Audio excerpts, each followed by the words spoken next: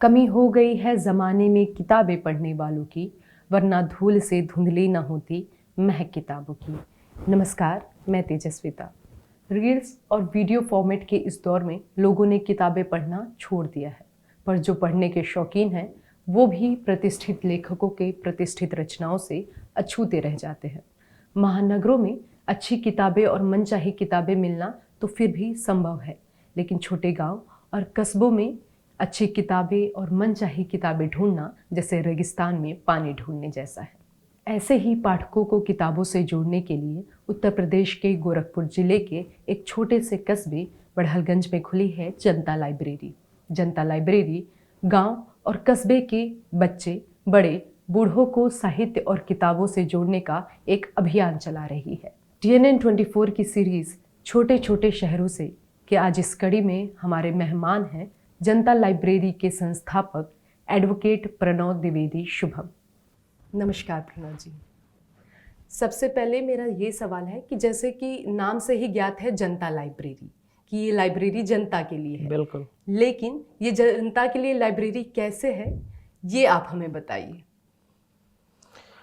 जनता के लिए लाइब्रेरी, पहली बात तो ऐसा है कि उस पूरी लाइब्रेरी को जनता ने बनाया है।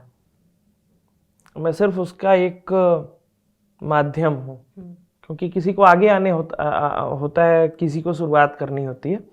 लेकिन जैसे आपका ये जो चैनल होगा, इसका कोई एक जरूर मेन होगा, मुख्य आदमी होगा, लेकिन एक पूरी टीम काम करती है, तो उससे वो चीज़ें बनती हैं। तो जनता लाइब्रेरी जनता के बहुत सारे लोगों की वजह से बनी है। ठीक। वो सिर्फ बड़हलगंज के भी लोग हैं, बड़हलगंज के ही लोग जो बाहर हैं वो हैं, और वो लोग जिनका वास्ता किताबों से है, उनके मार्फत वो लाइब्रेरी बनी है। और जनता लाइब्रेरी जो नाम है ना, इस नाम के ही मंथन में बहुत दिनों लगे हैं, बहुत समय लगा है, बहुत सारे नाम आते थे। लेकिन अपना कॉन्सेप्ट ये है कि कोई भी, वो किसी भी स्ट्रीम से आता हो, किसी भी वर्ग से आता हो, उसको अगर किताबों को पढ़ने का मन है, वो जिस तरीके की भी किताबें हैं, और अभी जो हम क्षमता तक अपनी किताबों को रख सकते हैं, तो वो बेधड़क आके पढ़ सकता है। इसलिए वो जनता लाइब्रेरी हमारे यहाँ, ऐसा कुछ नहीं है कि ये अलाउड है, वो नहीं अलाउड है, ऐसा कुछ नहीं है। तो फुली वो जनता का ही प्लेटफॉर्म है, जनता के द्वारा बनाया हुआ है, तो बस।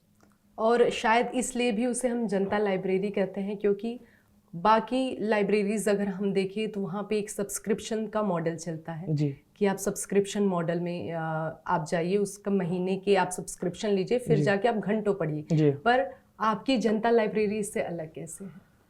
हमारे वहाँ किताबों को पढ़ने का कोई शुल्क नहीं है। अच्छा। आप वहाँ बैठ के पढ़ते हैं। आप अभी हमारे पास 1600 के आसपास किताबें हैं बस। शुरुआत हमने 250 के आसपास से की थी। उन 1600 किताबों को आप पढ़ डालिए बैठ के, हम आपसे 1 रुपया नहीं मांगेंगे। भारत में सबसे कम मूल्य पे रुपया ही है, तो 1 रुपया हम आपसे नहीं मांगेंगे। हाँ, अगर आप घर ले जाते हैं किताबें, तो हम आपसे सिक्योरिटी फीस लेते हैं, सुरक्षा शुल्क, और वो हम इसलिए लेते हैं कि वो किताबें हमारी वापस आए। बिल्कुल। आप किताबों को वापस कीजिए, हम 200 रुपये लेते हैं, वो हम आपको फिर वापस कर देंगे।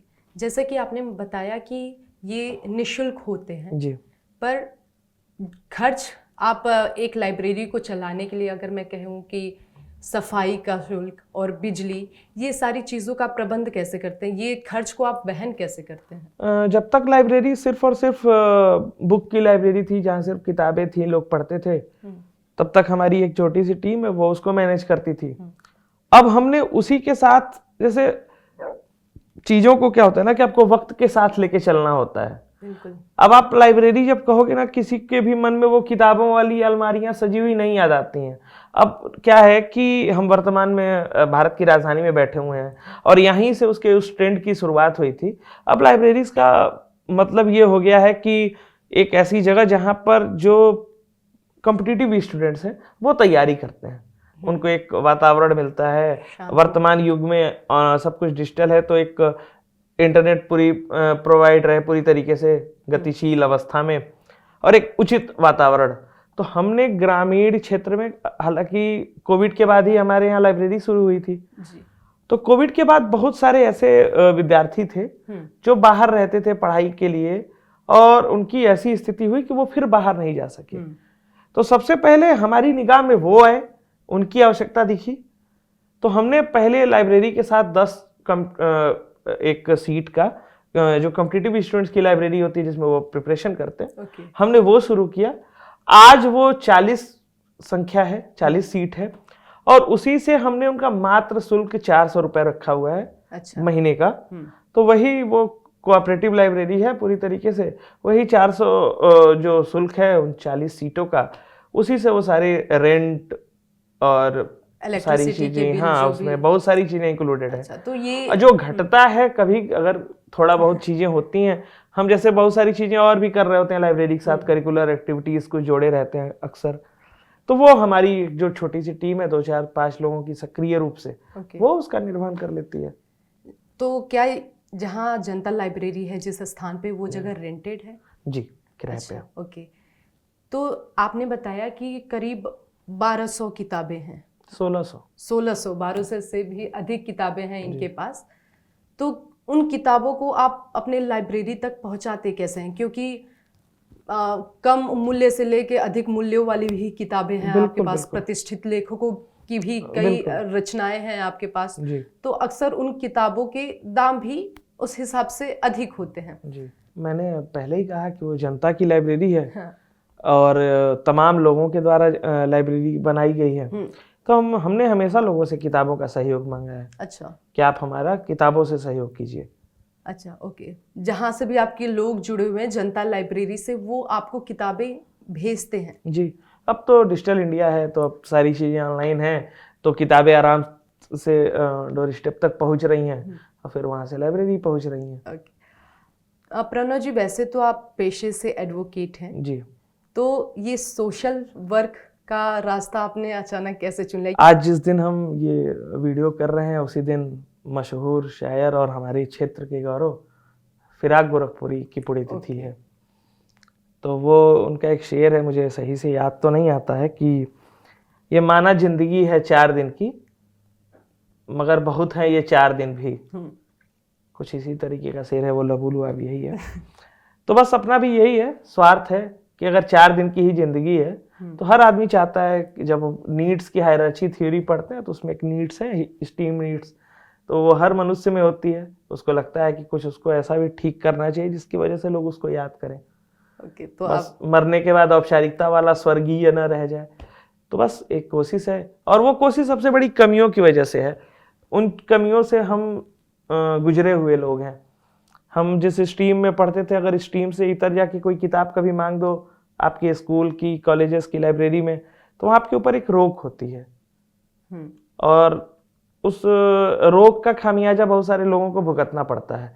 तो मेरा मानना है कि किताबों को लेके कोई रोक नहीं होनी चाहिए। और मैं उस ऐसी पृष्ठभूमि से आता हूँ, ग्रामीण पृष्ठभूमि कह सकते हैं आप उसको, ग्रामीण और कस्बाई पृष्ठभूमि का एक मिला जुला संगम है बड़हलगंज।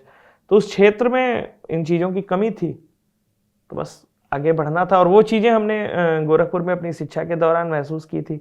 हमारे बहुत सारे ऐसे साथी थे जो हमारी जैसे ही पृष्ठभूमि के क्षेत्रों से आते थे, लेकिन वो ज्ञान के मामले में मुझसे कई गुना, कई मीलों आगे थे। तो बस उनसे सीख के मुझे लगा कि ऐसा करने से शायद पूरा क्षेत्र नहीं हम कर सकते, सारे लड़कों को नहीं कर सकते। मेरे यहाँ एक और समस्या है, नकल की समस्या, हम उसके खिलाफ हैं। तो मुझे लगता है कि ये अच्छा माध्यम हो सकता है विचार क्रांति का, कि हम उसी के हिसाब से तैयार करें। जी, जैसे लाइब्रेरी हमेशा, जैसे ये जो समय चल रहा है ना, अब CUET का समय चल रहा है, सारे एंट्रेंसेस सेंट्रल जो यूनिवर्सिटीज थे उनके कॉमन, हाँ अब शुरू हो रहे हैं, क्योंकि बोर्ड्स खत्म होते हैं, अब फॉर्म्स भरे जा रहे हैं, एंट्रेंसेस का टाइम आ रहा है। तो हमारा साल भर, जैसे हम ऐसी लाइब्रेरी नहीं चलाते हैं जो कि बस लाइब्रेरी है, किताबें हैं और सब कुछ समाप्त हो गया। हम साल भर कुछ ना कुछ करते रहते हैं। अच्छा, कभी हम कभी सम्मेलनों के माध्यम से कुछ जगाएंगे अलग, कभी जैसे अब इंटरेस्ट की मैंने बात की, तो उसमें हमारी कोशिश होती है कि ग्रामीण क्षेत्र का बच्चा वो भी बाहर जाए, क्योंकि उसके पास अपने आप को बनाने का, सेल्फ मेड होने का सबसे अच्छा जो उपाय है, माध्यम है, वो विश्वविद्यालय है। इस देश के ख्याति लब्ध विश्वविद्यालय। जो लाइब्रेरी है वो कितने समय तक खुली रहती है? इसकी टाइमिंग क्या रहती है?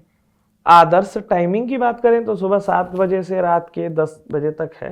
हाँ। लेकिन वो ये कागज पे है। हाँ। जैसे सबने टाइम टेबल बनाया होता है अपना और फॉलो कुछ भी करते हैं तो 7 के पहले शुरू हो जाती है, 10 के बाद बंद होती है। लेकिन कुछ ऐसे भी पाठक होते होंगे जो रात के समय पढ़ना ज़्यादा प्रेफर करते होंगे। बिल्कुल, मैंने आपको कहा कि वो जगह रेंटेड है, तो जहाँ पे हम रेंट पे होते हैं वहाँ के भी कुछ रूल रेगुलेशन फॉलो करना होता है। तो 10 बजे का ये नहीं है कि वो कोई डिजिटल शटर लगा हुआ है 10 बजते वो गिर जाता है, लेकिन कुछ देर तक तो लोग जैसे रहते हैं कुछ स्टूडेंट्स उनके हिसाब से वो चीज़ें चलती हैं। प्रणव जी, उस लाइब्रेरी में किताबें कितने जॉनर्स की हैं, किस किस जॉनर्स की हैं? अगर हम जान सके कि जैसे कुछ को अलग तरीके की शायरियाँ पढ़नी पसंद है, किसी को कहानियाँ पढ़नी पसंद है, किसी को ग्रंथ पढ़ना पसंद बिल्कुल है। बिल्कुल बिल्कुल, हमने यही कोशिश भी की है कि जितने जॉनर्स होते हैं वो सबके सब रहें। एक आध छूट गए होंगे अगर मेरे कम ज्ञान में, मेरी कम जानकारी में, तो वो अलग बात है, लेकिन हमारा भी पूरा का पूरा फोकस वही है कि हम किताबों से इतर कोर्स की तो सबके पास कहीं ना कहीं से हो जाती है व्यवस्था, जिसको पढ़ना है। अब जो कोई अगर इंटर में होगा उसको मैथ्स अगर उसका सब्जेक्ट होगा तो वो किताब तो पा ही जाएगा, लेकिन इंटर का विद्यार्थी है अगर वो दिनकर को पढ़ना चाहता है, फिराक को पढ़ना चाहता है, उसके अंदर की भावनाएं कहीं जुड़नी चाहती है, तो वो कहाँ जाएगा और वो कभी खरीदेगा नहीं। एक हकीकत यह है, क्योंकि वो मुफलिसी के दौर से गुजर रहा है। मुफलिसी का मतलब बस ये नहीं है कि वो रजिस्टर्ड गरीब होगा, रजिस्टर्ड पिछड़ा होगा, उसकी जरूरतें इस दौर में बहुत सारी होती हैं। उसकी पॉकेट मनी 2000 रुपये होती है, उसी में उसको सारे शौक पूरा करने होते हैं, तो वो किताबों को सेकेंडरी नहीं करता, वो 10वें 11वें पे लेके ढकेलता है, तो फिर वो किताबें आती नहीं है। तो जब उसको किताबें अगर फ्री में उपलब्ध हो जाएंगी, बस एक प्लेटफॉर्म होगा जहाँ वो जाए और किताबें पा जाए, तो हो सकता है वो शौक अपना पूरा कर ले। जैसे कि आपने तो जनता लाइब्रेरी के माध्यम से कोशिश की है कि आप हर वर्ग के पाठकों को अपने साथ जोड़ सकें। बिल्कुल। लेकिन मैं आपसे जानना चाहूँगी कि अब तक जो भी पाठक आते हैं वो ज़्यादातर किस वर्ग के होते हैं, और ऐसा जहाँ पे अगर आप दक्षिणांचल की बात करें तो बहुत ही ज़्यादा बिजी शेड्यूल रहता है, अगर हम बड़ों की बात करें जो जॉब वगैरह में रहते हैं, तो आप उनको अट्रैक्ट करने के लिए, उन्हें मोटिवेट करने के लिए क्या कोई मुहिम चलाते या फिर कोई एक ऐसा क्या स्टेप उठाते हैं जिससे वो लोग आके आपके लाइब्रेरी पर किताबें पढ़ें और उसमें अपना योगदान दे, शिक्षा में अपना योगदान दे, शिक्षा अभियान में? आपकी बात से मैं सहमत हूँ कि किस वर्ग के लोग आते हैं, और आपने जो बड़े बुजुर्गों की बात कह दी, असल में आज तक लाइब्रेरी ने 1 रुपया भी प्रचार पे खर्च नहीं किया है। तो मैं अगर कोई मुझसे कहेगा कि मेरे ही क्षेत्र का कि वो नहीं जानता है जनता लाइब्रेरी, तो इससे मुझे कोई गुरेज नहीं होगा। और हमारे यहाँ सबसे ज़्यादा टारगेट भी हमेशा से यूथ रहा, क्योंकि हम उस तक आसानी से पहुँच सकते थे। डिजिटल इंडिया है, सबके पास सोशल मीडिया की फौज खड़ी है, तो हम उसी, और वही हमारा तंत्र भी है, हम उसी की बदौलत 1 कमरे से 4 कमरे में पहुंचे हैं। और हमारी सबसे बड़ी जेंट्री यूथ ही है, और वही आती है पढ़ने। अगर आप किताब की जर्नल्स की बात करेंगे तो आज का जो ट्रेंड है जिसको कहा जाता है नई वाली हिंदी, वो हमारे यहाँ बहुत ज़्यादा पढ़ी गई है। नई वाली हिंदी के बारे में आप हमारे दर्शकों को ज़रा बता दें। एक तरीका है जिसमें थोड़ी सी हिंदी में गंभीरता को बख्शा गया है कि भैया थोड़ा सा तुम दूर रहो, जैसे मनोभाव उकेरते हैं लोगों के मन में वो वैसा परोस देते हैं, तो बस उसी को नई वाली हिंदी कहा जा रहा है, जिसमें शायद व्याकरण को वो तरजीह नहीं दी जा रही है। कहने का लबुलुआ भी यही है, वो हिंदी को ऐसा नहीं है कि वो आज की है, लेकिन बस उसको अब किताबों में भी उतार दिया गया है, जैसे हम सोच रहे हैं वैसे ही उसको लिख रहे हैं, और वो कहानियों की शक्ल में, उपन्यास की शक्ल में जनता तक पहुंच रही है, तो उसको नई वाली हिंदी कहा जा रहा है। जैसे कि आपने बोला कि आप कोई एडवर्टीजमेंट नहीं कराते, लेकिन अपने जनता लाइब्रेरी को दूर दूर तक लोगों को पहुंचाने के लिए, उसके आइडिया को दूर दराज तक पहुंचाने के लिए आप कॉम्पिटिशन्स कराते हैं। बिल्कुल। तो वो कॉम्पिटिशन्स किस किस कैटेगरीज में होते हैं? कंपटीशन में अभी तक 2 जैसे जितनी बार भी हुए कंपटीशन, अब तक तकरीबन 8 से 9 बार अलग अलग प्रतियोगिताएं हो चुकी हैं, जिसमें कि भाषण प्रतियोगिता रही है, गायन प्रतियोगिता रही है, देशभक्ति गायन की अलग प्रतियोगिता रही है जी। इस तरीके से करके तो 2-3 बार क्या होता है कि सारी कैटेगरियों को हम इंक्लूड करते हैं कि आप एक उस उम्र से जब से लगता है कि आप मुफीद हैं प्रतियोगिताओं में प्रतिभागी होने के, और एक उस उम्र तक जब तक आप मुफीद हैं से तक, दोनों इंक्लूडेड हो जाता है। और एक दो बार थोड़ा सा उसमें हमने भी बार लगा दिया है, सिर्फ उसको क्लासेस तक जोड़ा है कि 9 से ग्रेजुएशन या पीजी तक, तो बस। इसका प्रभाव कितना पड़ा आपके जनता लाइब्रेरी पे? क्या लोग वही पहुंच लोग पाए? जुड़ते हैं ना उससे, जिनको नहीं पता होता है। अब जैसे आपको पता चलता है कि भाषण प्रतियोगिता हो रही है, आपका कोई कजिन होगा, पढ़ रहा होगा, जिसको आपको लगता होगा कि वो अच्छा है, वो ऐसा कर सकता है, तो आप उसको बताएंगी कि एक कंपटीशन चल रहा है, तुम इसमें पार्टिसिपेट करो। क्या आपके जो भी खर्च हैं, अगर मैं बात करूं कि परिवार से कितना आपको इस चीज़ के लिए सपोर्ट मिला है? परिवार का क्या योगदान रहा? देखिए, वो अपने यहाँ तो बहुत पुराना है ना, वो कहा जाता है कि भगत सिंह बहुत पसंद किए जाते हैं, लेकिन वो अगर फिर से जन्मे तो अपने घर में मत जन्मे। तो ये मानव स्वभाव है, और हर माँ बाप चाहते हैं कि उनका लड़का, उनकी लड़की बहुत, वो जो सो कॉल्ड क्रीमी लाइफ है उसी की तरफ बढ़े। कोई नहीं चाहता है कि वो धक्के खाए, बेइज्जत हो, क्योंकि इस लाइन में अगर आप जब कुछ भी ऐसे कोई भी काम में आप आगे बढ़ते हो ना, तो जितनी आपकी सराहना होती है, जितनी आपकी प्रशंसा होती है, उससे ज़्यादा ही आपको आलोचना सुननी होती है। और आलोचना कहना नहीं मुफीद होगा, आलोचना तो अच्छी चीज़ होती है मेरे हिसाब से। आपकी बेवजह एक बुराई होती है, आपके उसमें बेवजह नुक्स निकाले जाते हैं, बेवजह आपको निरुद्देश्य बताया जाता है, तो वो आपको तकलीफ देता है। तो आपकी तकलीफ से या किसी की भी तकलीफ से किसी के भी माता पिता खुश नहीं होंगे, तो उनका वो सपोर्ट नहीं रहता है शुरू में। लेकिन जब आप एकदम बना लेते हैं डर रहा, तो उनको भी लगता है कि अब तो मानेगा नहीं। लोग जब आप पे अपना प्रेम न्यौछावर करते हैं, और जब ये लग जाता है कि भैया अच्छा कंटिन्यूअस टेंस है ये, तो इसमें ईजामार लग चुका है, तो वो नहीं रुकेगा, तो वो फिर वो भी आ जाते हैं धीरे धीरे सपोर्ट में। आपने एक शब्द कहा, बेइज्जती होती है, इससे जुड़ा कोई वाकया आपके साथ हुआ है, आप हमें बताना चाहेंगे? हाँ, लाइब्रेरी आज चल रही है उसी बेइज्जती की वजह से। कैसे? जैसे ये प्रयोग था कोविड के पहले दौर से, जब लॉकडाउन से गुजरे हम, तो ये मेरे मन में ऐसा नहीं है कि कोविड के दौरान आया था, ये मेरे मन में विश्वविद्यालय में ही पढ़ने के दौरान चलता था कि मुझे बड़ागंज में लाइब्रेरी करनी है। लेकिन हर एक चीज़ में अर्थ होता है ना, लगता है ठीक है समाज आपका सहयोग करता है, लेकिन आपको बेसिक इन्वेस्टमेंट खुद करनी होती है। और मैं खुद बेरोजगार था जब तक मैं ज़्यादा सोच रहा था इसके बारे में, तो मेरे अंदर भी वो हिम्मत नहीं होती थी कि मैं इसको शुरू करूं। लेकिन कोविड के पहले, लॉकडाउन के पहले इतना ज़रूर थोड़ी बहुत चीज़ें होती थी लाइफ में, जी खा रहा था मैं खुद से, खुद के दम पे। हालांकि लॉकडाउन में सब कुछ बंद हो चुका था, आपने कहा है कि मैं एडवोकेट हूँ, तो वकीलों की तो रोजी रोटी बंद थी, क्योंकि उसमें डिजिटलाइजेशन नहीं घुसा था। लेकिन इतनी हिम्मत थी कि कुछ शुरू किया जाए। तो जब शुरू हुआ तो उसमें भी सोशल मीडिया का हमने सहारा लिया, फेसबुक पे हमने पोस्ट किया, तो लोगों का ये था कि अब लाइब्रेरी कौन जाता है, कौन पढ़ता है किताबें, बंद हो जाएगी यार, या तो खोलो मत, या तो तैयार रहो 2 से 3 महीने में बंद करने के लिए। तो वो कहीं ना कहीं से ना वो एक मिल गया इंस्पिरेशन कि भैया 3 महीने में तो नहीं बंद होगी। तो क्या कभी ऐसा कोई वाकया हुआ है कि सामने से कोई आपको ये कहे कि इसे तुम्हें बंद कर देना चाहिए, क्योंकि इससे कोई मुनाफा नहीं, और ये समय है कि तुम परिवार को चलाने का ये वक्त है?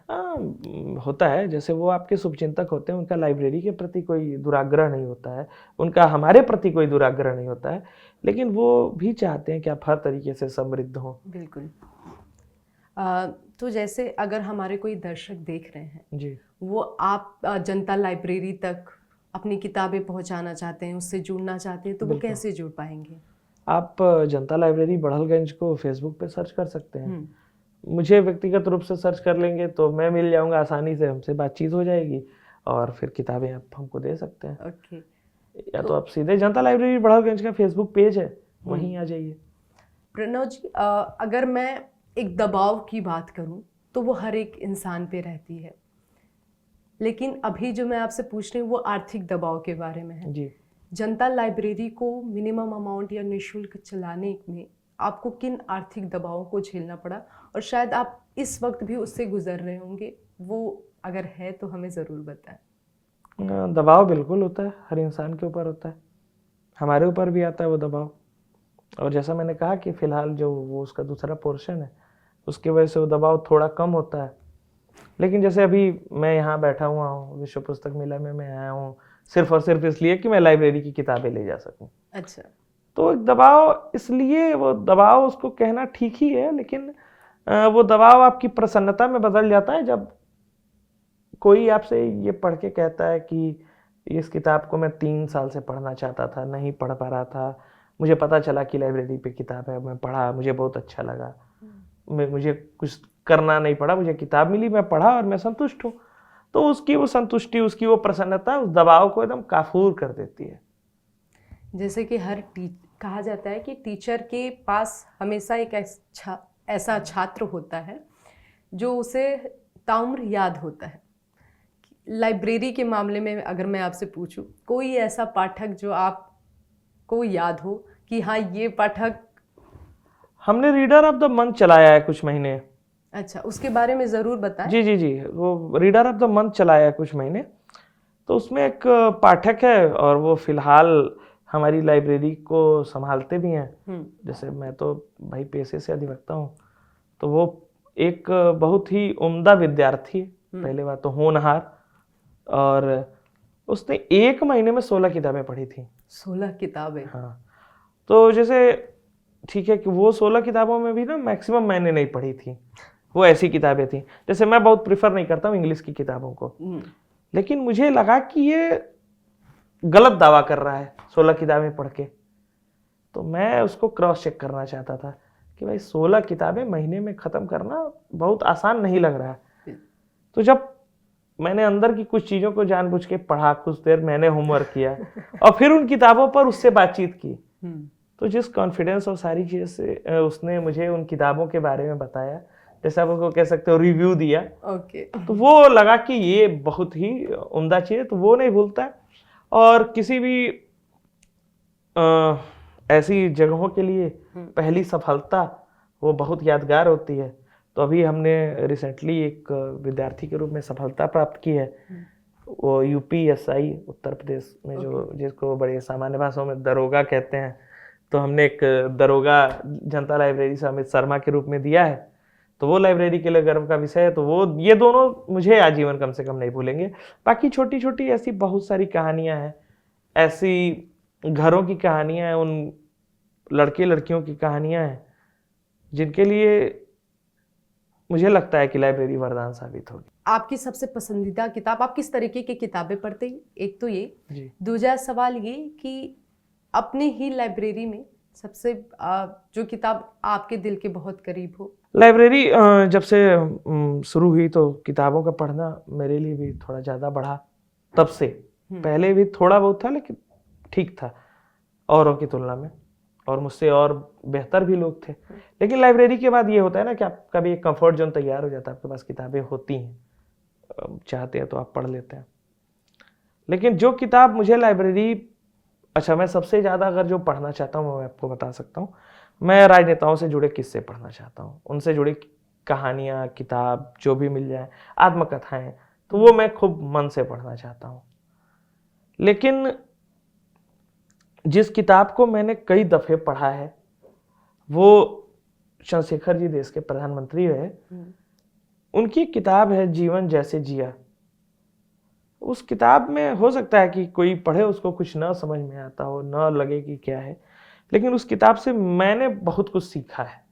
मुझे लगता है कि जीवन कैसे और जीना चाहिए ये वो किताब सिखा देती है, तो मेरे बहुत करीब है। बाकी दिव्य प्रकाश दुबे की इब्ने बतूती है, नीलोत्पल की डारखार्स है, निशांत जैन की रुक जाना नहीं है, ऐसी तमाम सारी किताबें।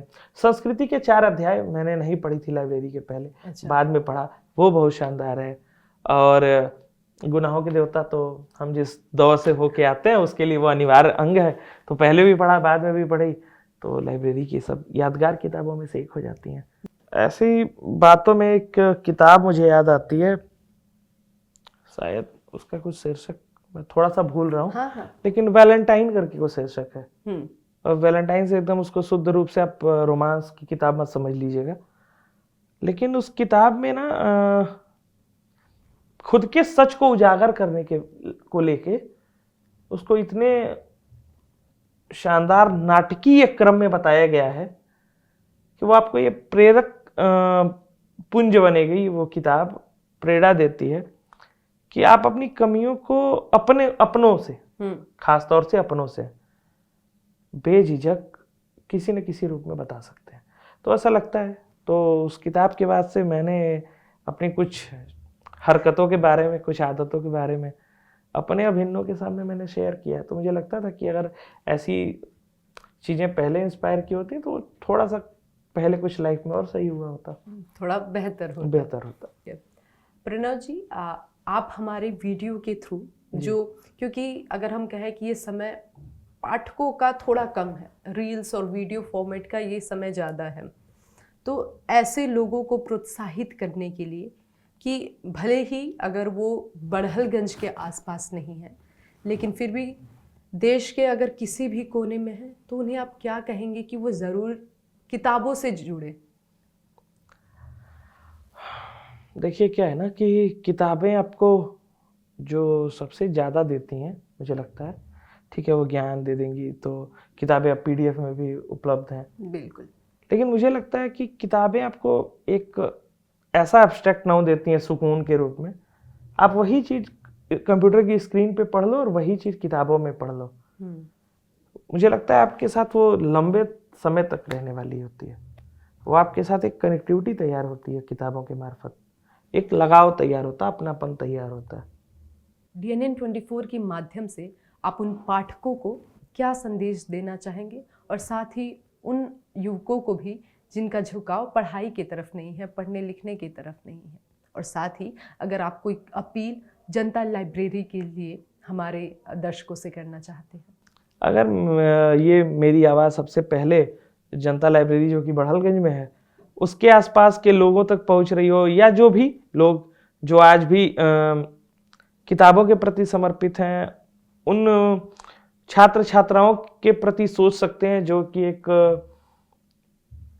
अल्प संसाधन वाले क्षेत्र में हैं, जिनके लिए वो अवसर नहीं उपलब्ध हैं जो कि औरों के लिए उपलब्ध हैं।